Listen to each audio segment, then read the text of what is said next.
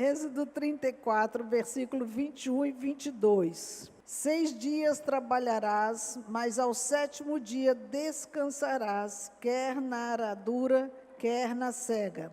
Também guardarás a festa das semanas, que é a das primícias, da cega do trigo, a festa da colheita no fim do ano. Embora a palavra de Deus nos mande guardar essa festa, ela não nos diz o que fazer nessa festa. Todas as festas, elas têm todo o ritual que Deus deixou estipulado para fazer, Pessá, Sucote, mas essa das semanas, Ele não deixou nada escrito. Mas tem muito conteúdo aqui que dá para a gente entender por que dessa festa.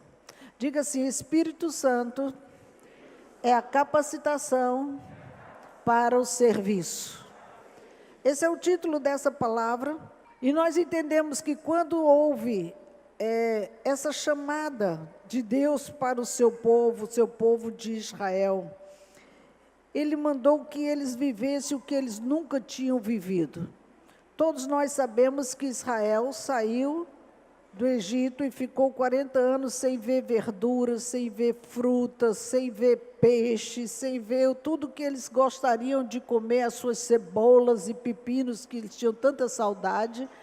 E durante esse tempo todo, ele viveu comendo maná e codornize e maná, todos os dias, a ponto deles enjoarem e dizer: só tem esse vil maná, em vez de dar graças a Deus, porque senão ia ter nada, ia morrer lá, né? Mas uma das coisas extraordinárias que aconteceu com Israel foi, ao pisar na terra prometida, ver cumprido o chamado de Deus para eles, a promessa de Deus para eles. Apesar de aquela geração antiga ter morrido, a nova ter crescido diante dessa situação, sem nunca ter provado fruto, porque nasceu no deserto, foi um impacto chegar na terra prometida para poder ver e sentir um sabor totalmente diferente. Aqui começa a nossa história. Todas as vezes que você tem um novo nascimento em Cristo, você começa a experimentar um novo sabor para a sua vida. É uma nova história que traz não só o preto e branco do passado, mas o Senhor começa a colorir a nossa história para que ela tenha sentido, ela tenha razão de existir. Israel começou a perceber a razão disso. Apesar de, nessa festa das semanas, estar encerrando a colheita dos grãos, ele já está pré-anunciando as primícias dos frutos que já vão estar chegando na festa de Sucote, em tabernáculos. Então, aqui eles estão recolhendo os grãos, dentre eles os 7 principais, e começa um novo ciclo para começar a recolher os frutos da terra. E dentro desse processo, irmãos, o que ficou evidente para os judeus? Nós fomos libertos da escravidão. Nós saímos de um estado de opressão, num estado de castigo, de penúria, de cobranças excessivas, e o Senhor nos libertou da escravidão, ou da condição de escravos. E isso é para ficar claro no meu e no seu coração, que nós também passamos por um processo de libertação no novo nascimento. É como se fosse o início da história, nós estávamos abaixo do início, como escravos. Não, nunca fui escravos, fomos escravos da mentira, escravos do engano, escravos da prostituição, escravos da droga, escravos de inúmeros pecados que eram repetidos na nossa história de vida, e ainda que não desejasse mais, não conseguia se livrar. Israel, ainda que não quisesse mais ser escravos no Egito, eles não tinham o que fazer. Eles tinham e eram obrigados a ficar ali naquela mesma condição, repetindo as mesmas coisas. Assim é a vida de quem não conhece o Senhor Jesus. Vive escravo debaixo de um jugo onde ele não consegue sair para parte alguma. E sair dessa escravidão não é uma coisa simples e também não é só para isso. Porque a nossa história com o Senhor não foi para viver só o novo nascimento, porque seria só esse patamar básico. Mas daqui nós precisamos passar por todo um processo de crescimento para atingir o nível que precisamos para chegar a uma capacitação pelo Espírito Santo de Deus. Esse processo às vezes é doloroso, esse processo às vezes não queremos nos submeter, esse processo às vezes vai mexer com muitas coisas fortes na nossa história que nós não queremos abrir mão. Só que quando viemos para Jesus, queridos, nós tomamos uma decisão de andar com Ele, nós temos que entender que agora Ele é o Senhor. Quando João Batista estava pregando, ele diz: eis o Cordeiro de Deus que tira o pecado do mundo. Ele estava mostrando que tira o pecado do mundo. Ele não estava falando que Jesus era aquele que tirava os pecados. Ele foi na raiz do problema. Ele tira o pecado como? Fazendo nascer outra vez numa nova história, numa nova vida, num novo patamar que ele jamais imaginou viver. Veja que Jesus vai no foco. João, quando anuncia Jesus, ele vai na raiz do problema. O que ele vai tirar não é você de um lugar para outro lugar, não vai mudar dessa cadeira para essa cadeira aqui, não. Ele vai mudar de um estágio infinitamente melhor, sair da prisão para uma libertação. Só que dentro desse processo da libertação que o Senhor nos dá, irmãos, nós precisamos entender como isso acontece. Esse processo de saída dessa prisão do pecado, ela acontece pelo perdão. Ele perdoou tudo aquilo que éramos e fazíamos que entristecia o coração do Pai. Então essa palavra é chave para todo o processo da nossa história, porque nós vamos encontrar muitas pessoas que vão nos ferir, vão nos ofender, vão nos prejudicar, vão nos perseguir, vão nos bater, vão fazer infinitas coisas conosco. Qual é a saída? Digo, perdão. E o perdão é esse processo que nós temos que passar para que o Senhor comece a nivelar a nossa história. Cada um de nós está aqui por quê? Por causa do perdão. Eu só estou aqui porque eu fui perdoada. Você está aqui porque você já foi perdoado pelo Senhor por alguma área da sua história de vida. E esse perdão foi que nos trouxe até aqui exatamente para a gente saber, assim como eu não merecia e eu fui perdoado, eu preciso perdoar as pessoas. É algo tão forte que nós às vezes temos dificuldades de assimilar isso. Essa semana um rapaz bateu lá em casa e disse: senhora, deixa eu limpar aqui a frente da sua casa. Eu vim de tal município e eu só vim com a passagem de vinda, eu preciso voltar, essa conversa que a gente já conhece. E eu o surpreendi, eu disse: tá bom, pode limpar, mas você vai varrer e juntar tudinho, não é só arrancar o capim aí não, tá bom. E ele realmente era um trabalhador, e ele arrancava com a mão, e eu de pano na câmara, né? E ele arrancando, ele foi bem ligeiro, não gastou nada, ele limpou aquilo ali. E tal, aí eu fui lá, comecei a conversar com ele. Aí, né, ele entregou quem ele era um presidiário que estava prestando ainda relatório todo mês, tinha que assinar e tarará. E mesmo ele naquela condição, toda a conversa que nós levamos, eu fui embora. Ele não me deu valor, ele disse para eu dar qualquer coisa para ele.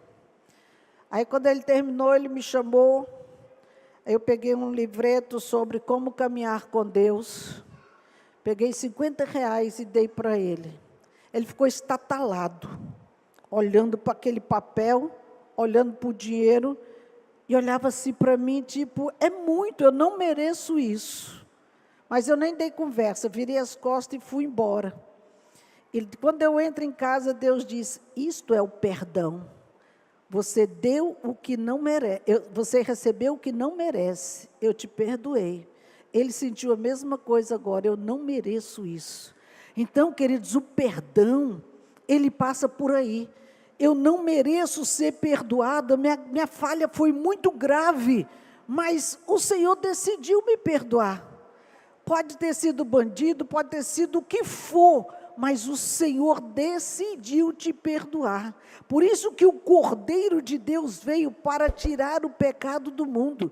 E João apontou por conta disso, porque nós precisávamos entender a importância disso. Nós só vamos crescer no processo quando nós aprendemos a exercitar o perdão em casa, com o cônjuge, com os filhos, com os colega de trabalho, colega de faculdade, com o vizinho, às vezes criando polêmica por nada.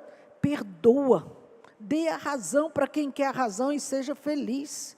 Uma coisa que nós precisamos ver, irmãos, um paralelo forte, que essa festa das cabanas, essa festa de Shavuot, essa festa tem muita ligação, não só com o que aconteceu em Pentecostes, mas ela também se reporta ao Sinai, porque foi quando eles saíram, 50 dias depois, eles chegam no Sinai, e quando eles chegam em Sinai, eles recebem as tábuas da lei do Senhor, tudo que o Senhor queria que Israel vivesse dali para frente. Ali começava uma história nova. O que o Senhor quer, quando nós nascemos de novo, nós temos que entender que estamos começando uma jornada, nós não chegamos no nosso destino, nós ainda nem estamos próximo dele, porque ainda falta muita coisa para caminhar ainda. Não, mas Jesus está voltando? Está, mas nós não estamos prontos. Diga amém? Por mais que queiramos dizer, está tudo certo, eu vou subir, tem muitas coisinhas para serem arrancadas da nossa vida. Por isso que o Senhor, cada semana, irmãos, Ele está trazendo algo novo para nós, para a gente entender esse processo de mudança na nossa história. Então, veja, quando Ele fala sobre o pecado, que tira o pecado, Ele vai na raiz. Qual foi a raiz que ainda ficou entranhado aí na sua vida, que ainda insiste em te reportar aos mesmos erros? Erra a mesma coisa. Não, se eu não quero mais errar nisso, me perdoa, me perdoa. Quando pensa que não, faz de novo. Pede perdão, faz de novo. Pede perdão, faz de novo. O que é isso? Não, eu estou tentando. A raiz está lá, irmãos. Quando a raiz está no chão, a planta vai crescer o tempo inteiro, não é não? Enquanto tiver raiz, a planta continua crescendo. Não adianta eu cortar ela rente ao solo, porque a raiz está fazendo ela crescer constantemente. A raiz do pecado, ela está crescendo no coração e por isso insiste na prostituição virtual, na masturbação, no engano, na mentira, no adultério, e não sai disso, é um círculo vicioso. Deus, Ele quer restaurar a nossa vida, irmãos, para que a alegria volte de verdade. E a alegria não é racional, ela vem de dentro do nosso coração.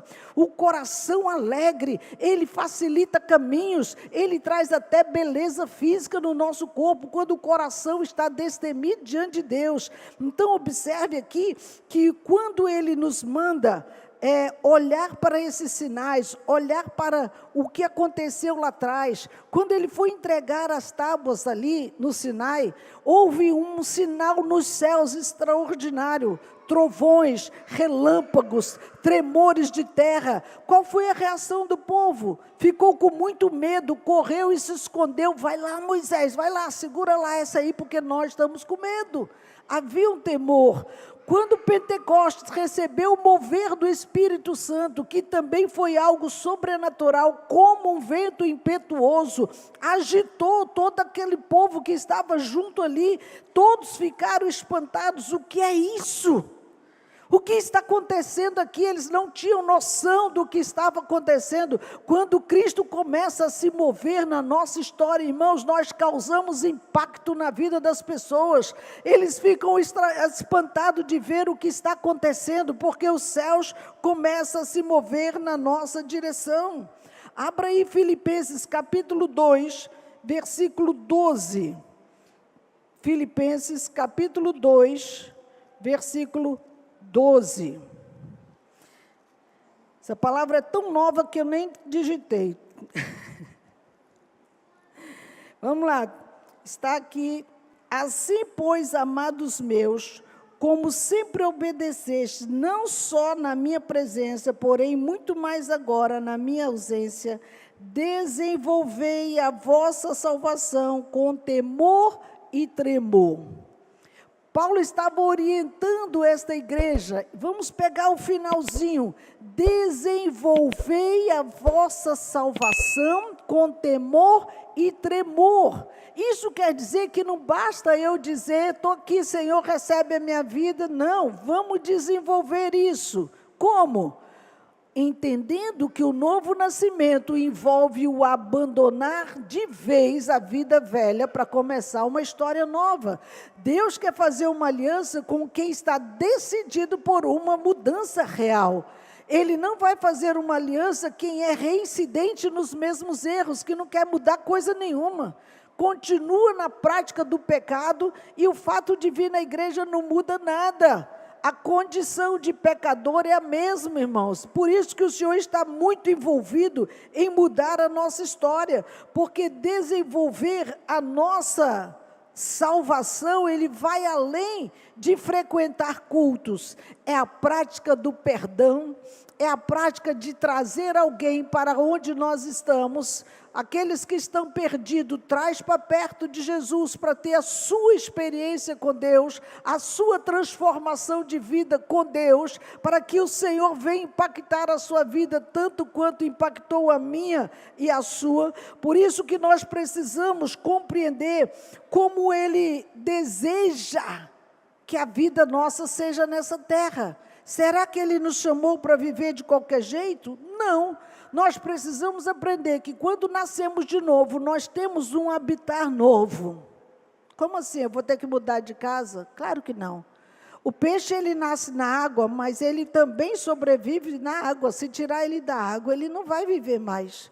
A plantinha, ela precisa da terra para ela continuar crescendo. Se nós nascemos no reino de Deus, nós precisamos conviver com o reino para que a gente possa crescer. Como que eu nasci no reino de Deus e eu continuo lá na vida velha, nas práticas velhas, com as amizades velhas? Não, porque eu vou ganhar eles para Jesus. Esqueça, novo convertido não consegue trazer ninguém de lá, ele fica lá. Se vai lá para tentar buscar eles, te segura, você não tem ainda maturidade para o não. Porque tudo aquilo que eles fazem, você fazia e gostava. Então, por enquanto você está num processo de crescimento, ali não é o seu lugar. De voltar para aquelas velhas práticas, precisamos estar num habitar novo, do novo nascimento. Aonde é? É onde se fala do reino, onde se prega a palavra, é onde tem relacionamentos novos, é onde você se entrosa com outras pessoas, com outro nível de conversa. Mas como que eu aceito Jesus e eu continuo na mesma prática? Porque as minhas amizades não mudaram, o círculo vicioso é o mesmo, eu continuo com a linguagem, com as brincadeiras e as frequências nos lugares inadequados. Não tem como você desenvolver a salvação, como Paulo diz aqui, irmãos, com temor e tremor.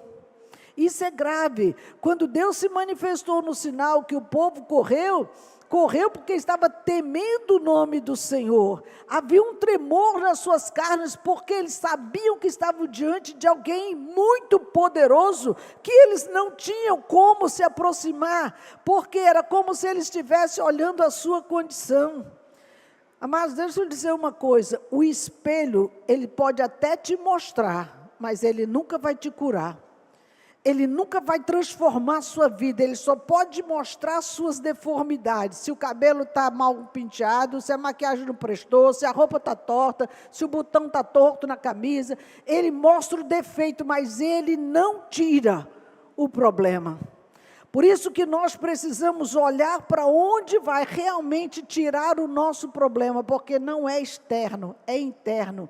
Alma que não quer mudança, um coração que insiste na prática do erro, ouve a palavra, e vale de quê mesmo? Se não há mudança, isso é uma falsidade. porque a Bíblia tem poder de mudança, sim. Ela tem poder de transformação, sim. Ela nos tira das trevas e nos põe na luz, sim. Ela nos entrosa, ela nos enxerta na oliveira verdadeira, para que a vida de Deus venha para nós na mesma proporção como vem para as azeitonas, para que elas cresçam. Por isso que é importante entendermos essa questão da nossa velha natureza, para que Deus possa trabalhar em nós e entendermos a importância dessa festa. Essa festa, queridos, é mais do que simplesmente lembrar de uma grande colheita. Como o pastor falou, a obediência ao princípio leva o agricultor a viver o extraordinário. O agricultor, ele confia 100% em Deus. Por quê? Ele coloca a semente na terra e partiu, foi embora. Ele sabe que no tempo certo ela vai produzir. Ele não tem dúvida de que tem algo errado, porque ele exerce a fidelidade dele a Deus. Quando começa a despontar o primeiro frutozinho naquela árvore, aí ele vai lá e amarra uma fitinha, pequenininho ainda. Apontou outra ali, ele vai lá, amarra um fitinho e ele marca todos os primeiros frutos que aparecem na sua plantação inteira. Quando elas crescem, são os primeiros frutos que serão colhidos, esses que foram marcados. Eles são preparados e eles vêm em caravanas, eles desciam para Jerusalém em caravanas, em festas, e por onde eles passavam com os carrinhos cheios, eles eram recebidos com muita alegria, porque todo mundo sabia que eles estavam vindo se apresentar ao sacerdote. E claro que eles estavam ali, o sacerdote era uma figura que dá bênção sobre eles, mas eles estavam vindo em gratidão a Deus, porque lhes deu uma safra abençoada. Aquele ato ali, irmãos, de se apresentar ao Senhor, garantia a super safra seguinte, que eles ainda iriam plantar, pela fidelidade a Deus. Por isso que quem entrega a sua primícia, experimenta de verdade o extraordinário de Deus. Vem bênçãos e bênçãos da onde nem imagina. Ah, mas hoje eu não planto, hoje eu não tenho gado, eu não tenho uma fazenda, mas você tem um salário. 3% do seu salário é as suas primícias ao Senhor. Ele refere-se a um dia de trabalho.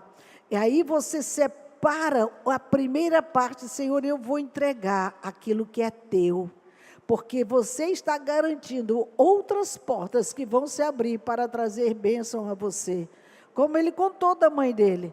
Às vezes a gente pensa que a porta é só dinheiro, mas são oportunidades que só você vai passar por essa oportunidade, só você vai ser experimentado naquela área. Se tiver concurso, seleção, coisa parecida, Deus vai abrir essa porta, é para você, mesmo tendo 100, 200, 300 candidatos por uma vaga, não interessa.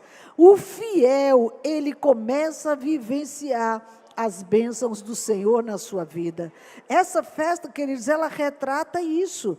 Por isso que essa ida ao sacerdote, estar aqui na festa dos tabernáculos, receber a bênção do Senhor, não se apresentar de mãos vazias diante do Senhor, não é por acaso.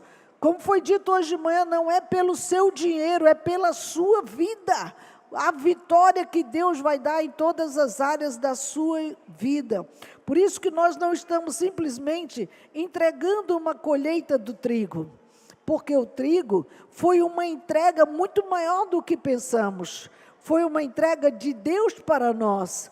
Foi Deus quem entregou o trigo para nós. Ele veio e se fez carne, é o pão vivo que desceu do céu, e ele teve que morrer para que ele pudesse trazer vida para nós. Esse é o mesmo processo nosso, temos que morrer espiritualmente para nascer numa nova vida em Cristo. É uma troca, é um renovo, é tudo novo. E diz a palavra de Deus, eis que tudo se fez novo. A questão é que ele fez uma permuta conosco.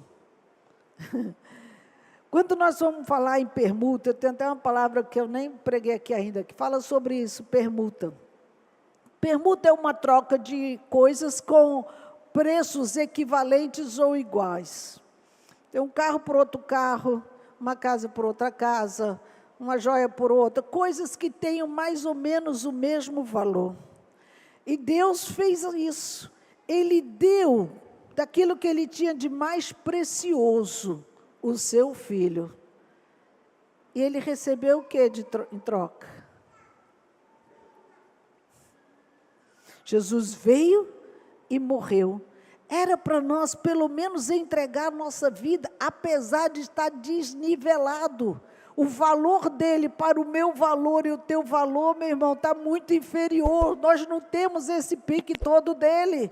Mesmo assim, Deus falou assim, mas eu fecho essa venda, eu faço a permuta, eu entrego meu filho por você, ainda que você não valha nada, ainda que ninguém dê nem um centavo pela sua vida, eu dou o meu filho, e foi um preço alto. E quando ele fez aquela permuta com o homem, qual era a expectativa de Deus? O que eu vou receber em troca? Foi uma permuta.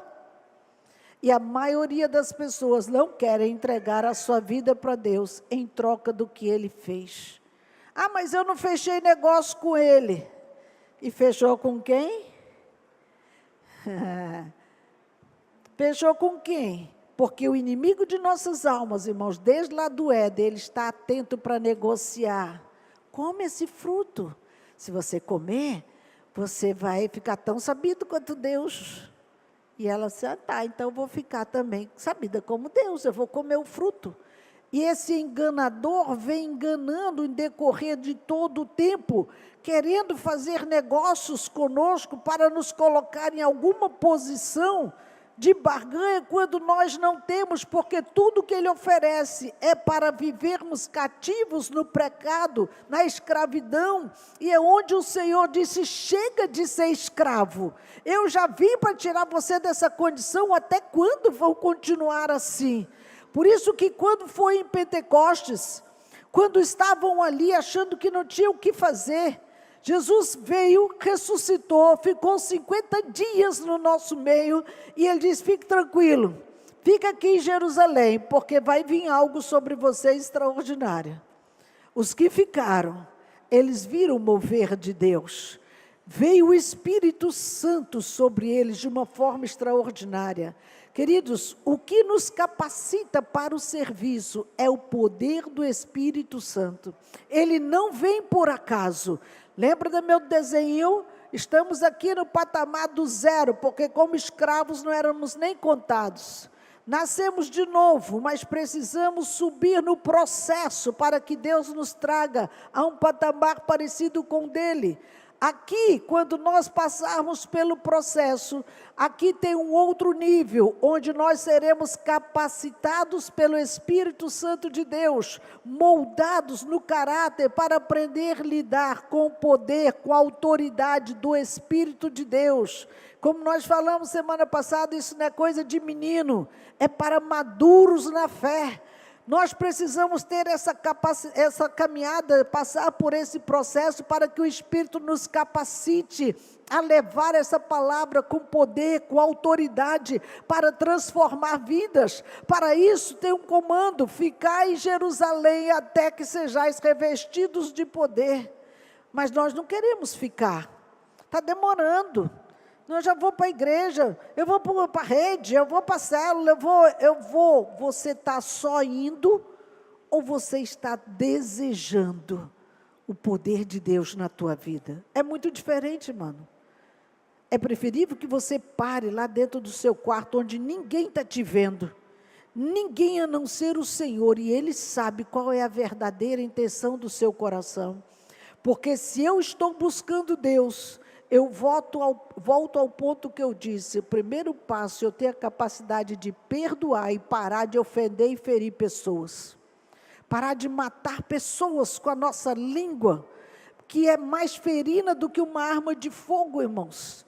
Ela é mais forte, como ela é abrasadora, ela mata pessoas com uma linguagem pesada. Você não vale nada, tu é um fraco, tu é isso, tu é aquilo, tu é aquilo outro, e isso vem ouvindo desde criança, destruindo a autoestima, tirando o seu valor. Ei, não dê ouvidos para essa fala. O Senhor te valorizou quando Ele disse, eu pago o teu preço. Se Ele acha que você não vale nada, eu estou dizendo que você vale o preço do meu sangue.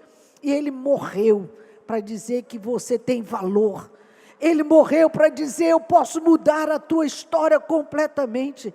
Por isso que essa festa ela é fantástica, porque além de mostrar que o Senhor não nos quer mais escravos, Ele mostra também que Ele muda a condição. Agora, você não é mais escravo do Egito, agora você é meu filho, minha filha. Olha que top isso, o Senhor transformando e revolucionando a nossa história. Amados, é importante entender que todo o fruto que o Senhor produziu, os 7 frutos que quando eles chegaram na terra prometida, eles ficaram impactados, porque nunca viram frutos, nasceram todos no deserto. Nunca tinha visto nada. E aí começou a vir os 7 frutos. Era o trigo, era o romã, era a uva, era o trigo também, estava lá no meio deles, né? Mas tinha vários deles, azeitona inclusive. E aí uma coisa importante aqui, irmãos, quando eles comeram aquele fruto, eles viram a promessa se cumprir. Que promessa? Vocês vão entrar numa terra que emana leite e mel. Mas e o fruto que é doce assim? Eu estive ali em Mara. Depois que nós saímos do Egito, que entra na terra prometida, foi o primeiro poço que eles encontraram e eles estavam com muita sede. E quando eles jogaram para buscar água naquele poço, a água era amarga, muito amarga. Mas em volta daquele poço, irmãos, tinha muitas árvores, muitas árvores, muitas árvores, que ela era como palmeiras, que a gente conhece aqui, só que ela era de tâmaras. E ela produzia muitas tâmaras, que eram os cachos grandes, gordos, assim, com muitos frutos neles. E quando eles abriram para experimentar aquelas tâmaras, era como mel, doce, doce, doce, se cumprindo a palavra que Deus deu para o seu povo.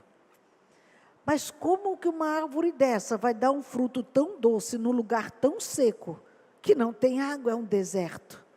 Porque aquela árvore, irmãos, ela precisa de muita água.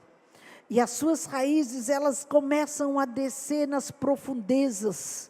Tem um manancial lá embaixo, porque cada árvore daquela, para produzir frutos, elas precisam de 500 litros de água por dia.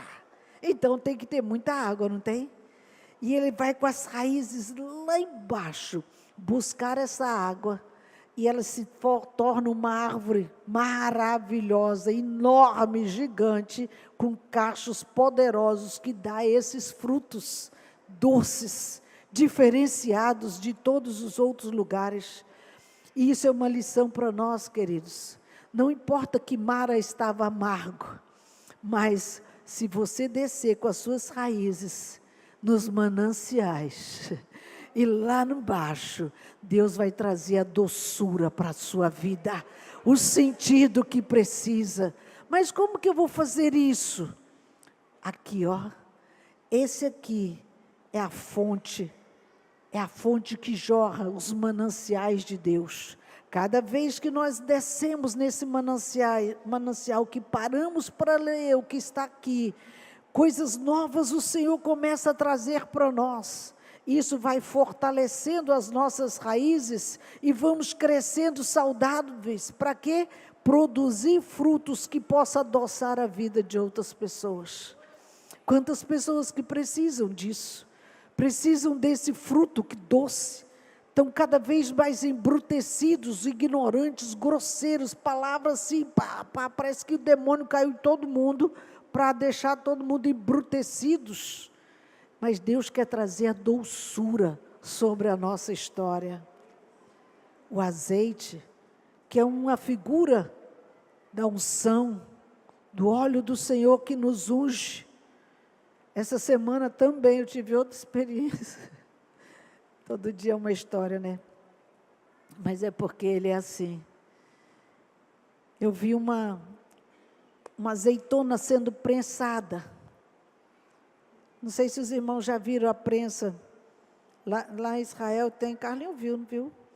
Lá tem um lugar, em Hatshimoná, que eles colocam os cestos e colocam os caroços de azeitona, e tem a coisa que aperta aqui, eles colocam um peso lá do outro lado, que vai imprensando aqui, imprensando. Eu disse, Deus, eu passava por tribulações terríveis, lutas tenebrosas, que eu também passo, penso que é só tu, eu também passo. E eu passando por essas crises fortes, e eu vi esse azeite, essa azeitona sendo esmagada ali. Falei, meu Deus, como deve estar doendo essas azeitonas estarem ali esmagadas. Dói muito isso. E o Senhor disse, tira os olhos da dor e veja o azeite que está saindo. Aí não precisei eu falar mais nada, né? Eu falei, tá bom, mas eu não consigo ainda ver o azeite. Está doendo tanto. Mas olhe para o azeite. Irmãos, às vezes nós estamos com os olhos no lugar errado. Se Ele prometeu, Ele é fiel para cumprir. Essa bênção não foi só para Pentecostes. Não foi só para quem estava lá na sinagoga, lá no Sinédrio, não, lá naquele lugar. Essa bênção é para mim e é para você. Esse mesmo Espírito, Ele veio não só ali, Ele veio para habitar em nós. Não só no nosso meio, mas Ele escolheu um altar de terra, a minha e a sua vida. Para quê? Para que fôssemos cheios do Espírito. Ele não quer que você viva lá atrás. Ele quer trazer você para o hoje, para uma história nova, onde seu coração seja de alegria, onde você possa perdoar pessoas e falar do perdão de Deus sobre eles, para que eles entendam que há uma nova chance na sua história de vida. E mais do que a história de nascer de novo, é o privilégio de sermos cheios do Espírito Santo.